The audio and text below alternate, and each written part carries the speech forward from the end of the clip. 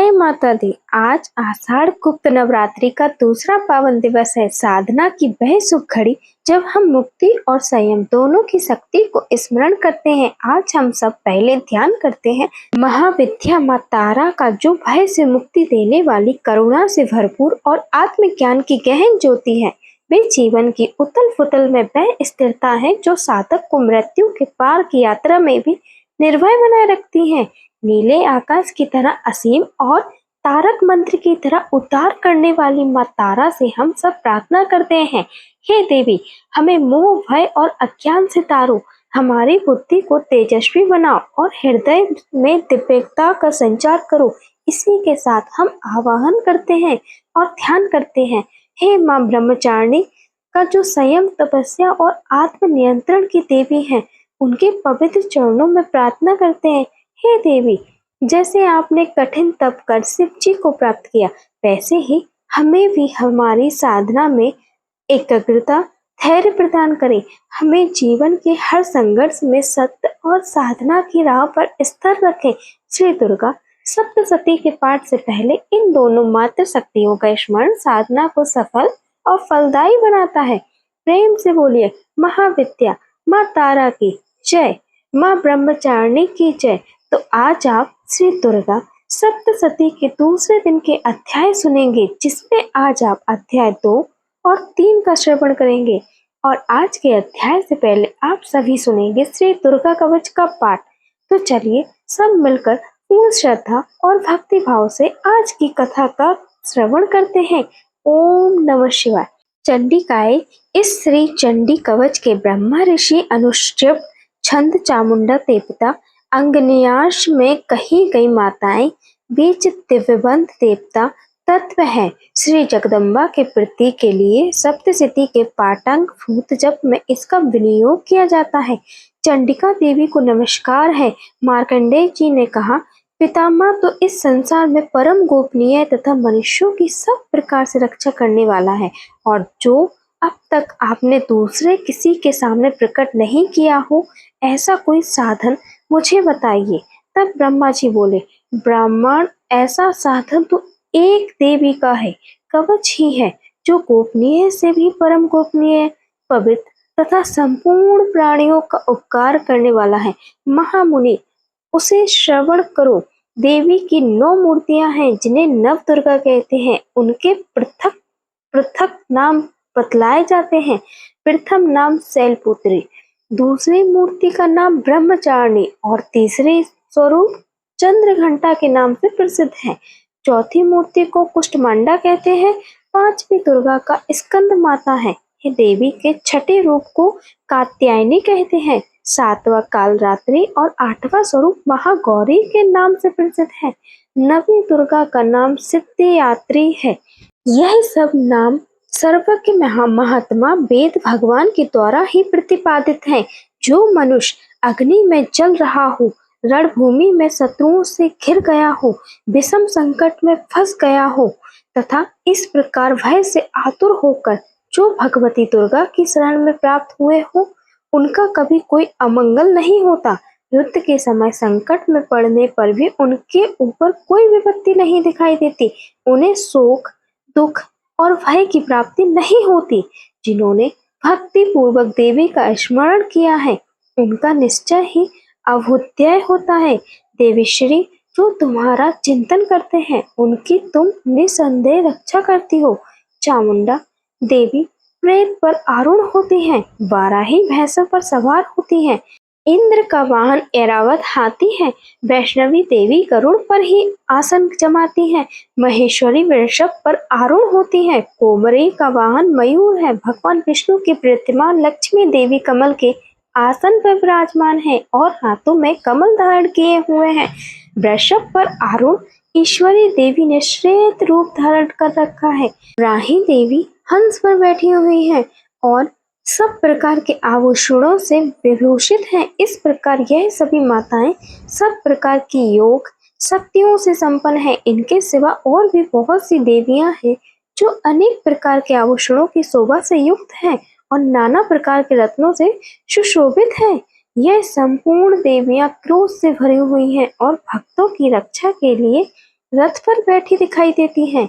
यह शंख, चक्र, गदा, शक्ति, हल और मसूल, खेटक और तोमर, परशु तथा पांस, कुंद और त्रिशूल, उत्तम सारंग, धनुष आदि अस्त्र शस्त्र अपने हाथों में धारण करती हैं।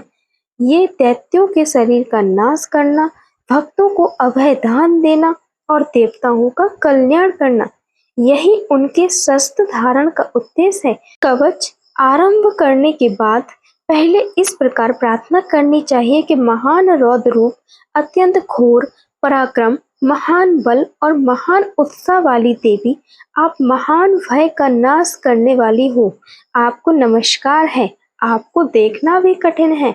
शत्रुओं का भय बढ़ाने वाली जगदम्बा, मेरी रक्षा करो। पूर्व दिशा में इंद्रिय इंद्र शक्ति मेरी रक्षा करे। अग्निकोण में अग्नि शक्ति, दक्षिण दिशा में वाराही और नेत्रेण कोण में खगधारणी मेरी रक्षा करे। पश्चिम दिशा में वारुणी, वायव्य कोण में मृग पर सवारी करने वाली देवी मेरी रक्षा करे। उत्तर दिशा में कुमारी और ईशान कोण में शूलधारिणी मेरी रक्षा करे। ब्रह्मचारिणी, आप ऊपर की ओर से मेरी रक्षा करो और वैष्णवी नीचे की ओर से मेरी रक्षा करें। इसी प्रकार सबको अपना वाहन बनाने वाली चामुंडा देवी दसों दिशाओं में मेरी रक्षा करे। जया आगे से और विजया पीछे की ओर से मेरी रक्षा करे। वाम भाग में अर्चिता और दक्षिण भाग में अपराजिता रक्षा करे। उद्धोतनी शिव की रक्षा करे। उमा मेरे मस्तक पर विराजमान होकर रक्षा करे। ललाट में मूलाधारी रक्षा करे और यशस्विनी देवी मेरी भवों का संरक्षण करे। भवों के मध्य भाग में त्रिनेत्रा और नथनों की यम घंटा देवी रक्षा करे। दोनों नेत्रों के मध्य भाग में शंखिनी और कानों में द्वारवासिनी रक्षा करे। कालिका देवी कपोलों की तथा भगवती शंकरी कानों के मूल भाग की रक्षा करे। नासिका में सुगंधा और ऊपर के ओठ में चर्चिका देवी रक्षा करे। नीचे के होंठ में अमृत कला, छिवा में सरस्वती देवी रक्षा करे। कुमारी धातु की और चंडिका कण प्रदेश की रक्षा करे। चित्र घंटा गली की घाटी और महामाया तालु में रहकर रक्षा करे। समाक्षी टोटी और सर्व मंगला मेरी वाणी की रक्षा करे। भद्रकाली ग्रीवा में और धनुधरी पृष्ठ वंश अर्थात मेरुदंड में रहकर रक्षा करे। कंठ के बाहरी भाग में नील ग्रीवा और कंठ की नली में नल कबूतरी रक्षा करें। दोनों कंधों में खंडगिनी और मेरी दोनों भुजाओं की ब्रज धारणी रक्षा करें। दोनों हाथों में दंडनी और उंगलियों में अंबिका रक्षा करें। सूल श्रेणी नखों की रक्षा करें। कुल्लेश्वरी कुक्षी अर्थात पेट में रहकर रक्षा करें। महादेवी दोनों स्तनों की और शोक विनाशिनी देवी मन की रक्षा करें। ललिता देवी हृदय में और शूल धारणी उदर में रहकर रक्षा करें। नाभि में कामनी और कुंभ भाग की कुटेश्वरी रक्षा करे। पूतना और कमिका लिंग की और महिषावाहिनी गुदा की रक्षा करे। भगवती कटिक भाग में और विंध्यवासिनी घुटनों की रक्षा करें। संपूर्ण कामनाओं को देने वाली महाबला देवी दोनों पिंडलियों की रक्षा करे। नरसिंह देवी घुटियों की और तेजस्वी देवी दोनों चरणों के पृष्ठ भाग की रक्षा करें। श्री देवी पैरों की उंगलियों में और तलवासिनी पैरों के तलुओं में रहकर रक्षा करें। अपनी दाढ़ों के कारण भयंकर दिखाई देने वाली दृष्टा कराली देवी नकुर उर्देवेशनी देवी केशों की रक्षा करे। रोमा बलियों के छिद्रों में कोवेरी और त्वचा की वागेश्वरी देवी रक्षा करे। पार्वती देवी रक्त, मज्जा, वसा, मांस, हड्डी और मेद की रक्षा करे। आंतों की काल रात्रि और पितृ की मुटकेश्वरी रक्षा करे। मूलाधार आदि कमल कोशों में पद्मावती देवी और कफ में चूड़ामणि देवी स्थित होकर रक्षा करे। नख के तेज की ज्वालामुखी रक्षा करें, जिसका किसी भी अस्त्र से भेदन नहीं हो सकता। वह अधिविज्ञा देवी शरीर की समस्त संधियों में रहकर रक्षा करे। ब्राह्मणी आप मेरे वीर की रक्षा करें। छतेश्वरी छाया की तथा धर्म धारणी देवी मेरे अहंकार, मन और बुद्धि की रक्षा करें। हाथ में वज्र धारण करने वाली वज्र हस्ता देवी मेरे प्राण, अपान, ज्ञान, उदान और समान वायु की रक्षा करे। कल्याण से शोभित होने वाली भगवती कल्याण शोभना मेरे प्राणों की रक्षा करे। रस, रूप, गंध, शब्द और स्पर्श इन विषयों का अनुभव करते समय योगिनी देवी रक्षा करे तथा सप्त गुण, तमोगुण और रजोगुण की रक्षा सदा नारायणी देवी करे। बाराही आयु की रक्षा करे, वैष्णवी धर्म की रक्षा करे और चक्रिणी अर्थात चक्र धारण करने वाली देवी यश, कीर्ति, लक्ष्मी, धन तथा विद्या की रक्षा करे। इंद्राणी आप मेरे गोत्र की रक्षा करें। चंडिके आप मेरे पशुओं की रक्षा करो। महालक्ष्मी पुत्रों की रक्षा करो और भैरवी पत्नी की रक्षा करें। मेरे पथ की सुभद्रा तथा मार्ग की श्रम करे, रक्षा करे। राजा के दरबार में महालक्ष्मी रक्षा करे और सब और व्यापक रहने वाली विजय देवी संपूर्ण भयों से मेरी रक्षा करे। देवी जो स्थान कवच में नहीं कहा गया है, अत्यय रक्षा से रहित है, वह सब आपके द्वारा सुरक्षित हो, क्योंकि आप विजयशालिनी और पाप नाशनी हो। यदि आपने शरीर का भला चाहे तो मनुष्य बिना कवच के कहीं एक पग भी न जाए। कवच का पाठ करके ही यात्रा करे। कवच के द्वारा सब ओर से सुरक्षित मनुष्य जहाँ जहाँ भी जाता है वहाँ वहाँ उसे धन लाभ होता है तथा संपूर्ण कामनाओं की सिद्धि करने वाली विजय की प्राप्ति होती है। वह जिस जिस अभिष्ट वस्तु का चिंतन करता है उसको निश्चय ही फल प्राप्त होता है। वह पुरुष इस पृथ्वी पर तुलना रहित महान ऐश्वर्य का भागी होता है। कवच से सुरक्षित मनुष्य निर्भय हो जाता है। युद्ध में उसकी पराजय नहीं होती और वह तीनों लोकों में पूजनीय होता है। देवी का यह कवच देवताओं के लिए भी दुर्लभ है। जो प्रतिदिन नियम पूर्वक तीनों संध्याओं के समय श्रद्धा के साथ इसका पाठ करता है उसे देवी कला प्राप्ति होती है और वह तीनों लोकों में कहीं भी पराजित नहीं होता। इतना ही नहीं, वह अब मृत्यु से रहित हो 100 से भी अधिक वर्षों तक जीवित रहता है। मकरी, चेचक और कोट आदि उसकी संपूर्ण व्यक्ति नष्ट हो जाती है।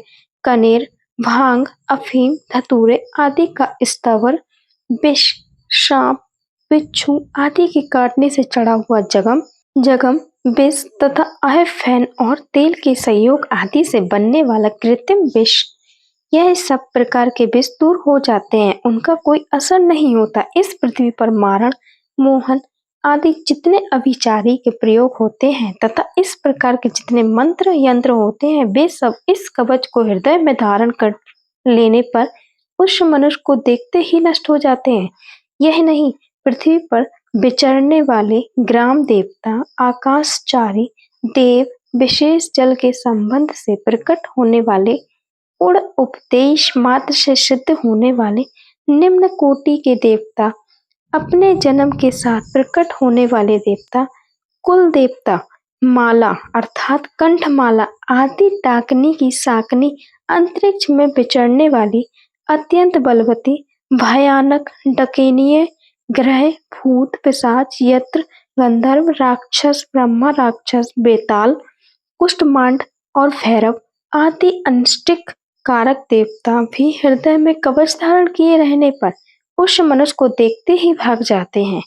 कवचधारी पुरुष को राजा से सम्मान वृद्धि प्राप्त होती है। यह कवच मनुष्य के तेज की वृद्धि करने वाला और उत्तम कवच का पाठ करने वाला पुरुष अपनी कीर्ति से विभूषित भूतल पर अपने श्रेयस के साथ साथ वृद्धि को प्राप्त होता है। जो पहले कवच का पाठ करके उसके बाद सप्तशती चंडिका का पाठ करता है, उसकी जब तक वन पर्वत और कानूनों सहित यह पृथ्वी टिकी रहती है, तब तक यहाँ पुत्र पौत्र आदि संतान परंपरा बनी रहती है। फिर देह का अंत होने पर वह पुरुष भगवती महामाया के प्रसाद से उस नित्य परम पद को प्राप्त होता है जो देवताओं के लिए भी दुर्लभ है। यह सुंदर दिव्य रूप धारण करता और कल्याणमय शिव के साथ आनंद का भागी होता। श्री दुर्गा कवच पाठ संपूर्ण हुआ। आप सभी को श्री दुर्गा कवच पाठ संपूर्ण हुआ। आपको हमारी वीडियो पसंद आई हो तो हमारी वीडियो को लाइक करें, चैनल को सब्सक्राइब करें और वीडियो को ज़्यादा से ज़्यादा शेयर करें। मिलते हैं फिर दूसरी वीडियो में। जय माता दी।